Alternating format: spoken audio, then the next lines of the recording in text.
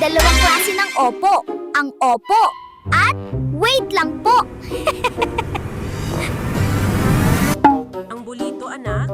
Pakikuha mo nga yung kape dyan sa lamesa nang mahugasan ko na. Alin din po, ma?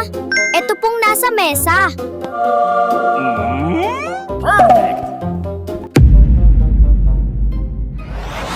Ambo, tama na yan. Maghain na.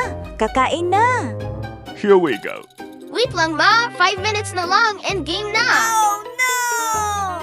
Isa, anong oras na? Tigilan mo na yan at maghain ka na. Opo, ma. Wait lang. Embo, titigilan mo yan, oh. Lilipat tong tsinelas na to, pati ang cellphone mo. Eto na, ma! Wait lang!